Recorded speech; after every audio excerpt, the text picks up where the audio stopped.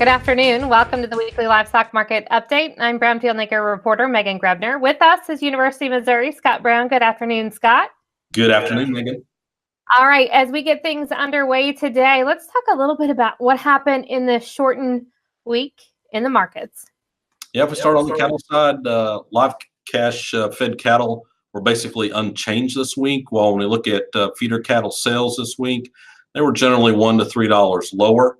On the futures side, the June live cattle futures contract was down $2.70 this week, while that August and that August feeder cattle futures closed down nearly $9 this week. The run-up in corn prices have continued to create some issues on that feeder cattle futures contract for sure. The choice box beef price up nearly $3 this week, and we really had strength across the board on those beef cuts. Briskets probably led the way with the increase that we saw this week.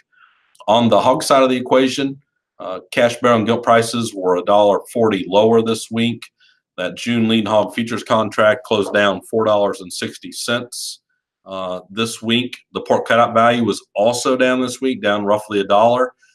We saw weakness in bellies and ribs and butts this week that were offset a little bit by hams, but overall, that pork cutout value was down for the week. It seems like the pork sector has been taking it especially hard after we saw that run up in prices over the last, the last couple of months we saw prices go up. They've been giving back a lot of that recently. It sure seems like, and I think we had just had a lot of enthusiasm related to what might be happening as a result of China and ASF there. And now I think we're getting a little bit of that breather that's been happening in markets of late. And maybe a little bit of domestic demand concern as well right now, but those two factors I think have really made pork markets start to come back down a little bit relative to the highs we saw not that long ago. Scott, the big report for us this week is Restaurant Performance Index. That kind of relates to what goes on the domestic demand side of things. Talk to me a little bit about what we saw come out of that report. Yeah, so some softer readings out of the report for April of this year. The overall Restaurant Performance Index came in at 100.1. That's after a March very strong report of 101.9. Combination of both the current situation as well as the expectations index being lower, that created that situation. The current situation index came in at 99.7 in what was driven in large part by consumer traffic being down. That part of the current situation index came in at 97.8. The expectation index was at 100.5. That's off of a March reading of 102.1. As consumers or as folks looked ahead and saw weakness in terms of the economy, I think driving that expectation side being down as well. So not a lot of reports for us to get into, but there's definitely some other things for us to talk about. Last week, we talked about progress with the USMCA, that we're making strides. We could see an agreement sometime soon. This week, we saw the draft agreement go to Congress, which gives them the opportunity to work things out, figure out what they like, what they don't like. And then shortly after that happened, the president tweeted that he was going to impose some tariffs on Mexico, on goods coming in from Mexico. How does all of this play out, especially as we saw such big progress last week with the pork tariffs being dropped? Yeah, well, so I wish my crystal ball was really good to try to figure all of this out at this point, but it certainly throws in flux maybe some of what we thought we knew last week. The idea that we could get rid of tariffs on U.S. hams going to Mexico, that might struggle in the face of the news we have out this week. The fact that we might get a USMCA agreement to the finish line, I think even that becomes less clear now given what's happened this week. At this point, I say once I know the ink's dried on the USMCA agreement, I'll say we have one. I think that's the most important thing that we've learned, is that it's going to be this continual on again, off again, as different factions debate about whether or not we can get to an agreement in terms of USMCA. If I'm the pork industry, I'm worried about what seemed like really good news for the industry last week with pork tariffs going away.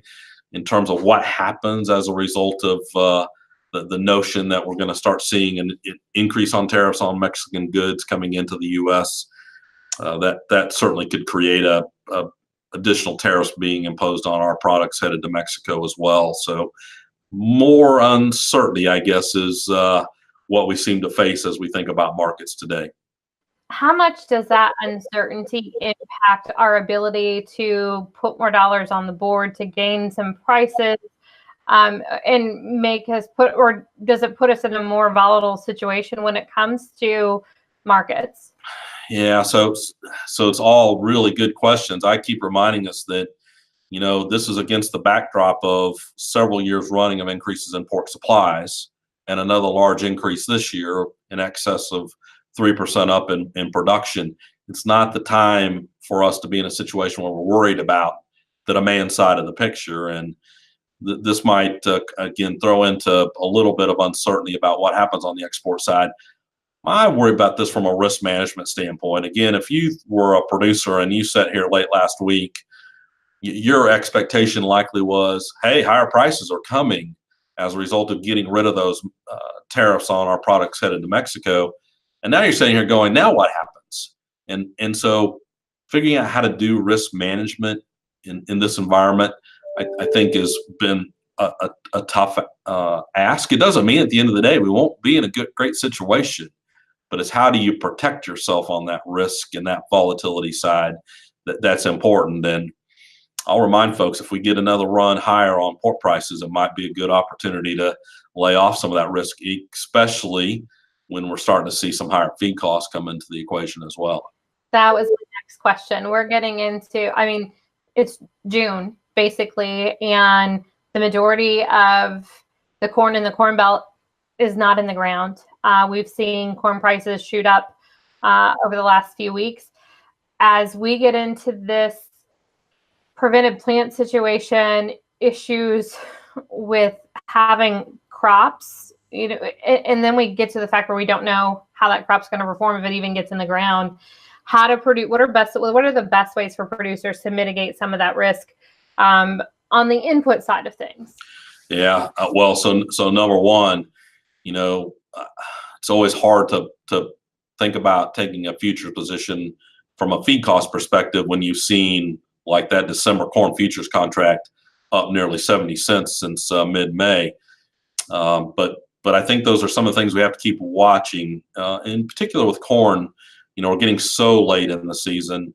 I think it's difficult for us to see enough corn in the ground to not talk about some higher prices. And, I just remind you that, roughly every 50-cent increase in the bushel of, in the price of a bushel of corn, we're going to talk about an additional cost of, somewhere around $1.50 on the fair to finish side per hundredweight. So it matters. It matters, especially when we're already tight on those margins.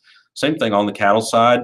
Another strike, I guess, in terms of, for me, what are feed yards willing to pay for some of these feeder cattle coming into the yards later this year? If they're going to continue to see higher corn prices, and I'm not suggesting, the kinds of levels that we saw back in 2012, but higher ones for sure. I think you have to think about how you want to protect in that situation. Now, I'm not convinced we won't see a lot of soybeans still go on the ground. For me, it's what happens from this point forward from a weather standpoint. We get 10 really good days of dry weather across much of the crop country. We could still see a lot of soybeans, I think, go on the ground. And so the risk to me, I guess, on the oilseed side price risk might be less from a feed cost perspective than corn may be, given where we're at right now. Scott, that's really about all we have for this week. As we look ahead to next week, what reports we'll be watching for? So we do get a jobs report out next Friday. Be another little indication of what's going on with the domestic economy. And then also monthly trade data comes out on Friday as well. So it will be important to see where we're at when we get final trade data for the month. We will have plenty to talk about next Friday. Have a great weekend. You do the same, Megan. Thanks, Scott. To have our weekly livestock market update delivered to your email box every Saturday morning, visit our website. Go to brownfieldagnews.com. You can click subscribe. You can also submit questions and comments there as well. And for market updates twice daily, make sure to check out John Perkins' Market Minute. Have a great weekend. I'm Megan Grebner for Brownfield.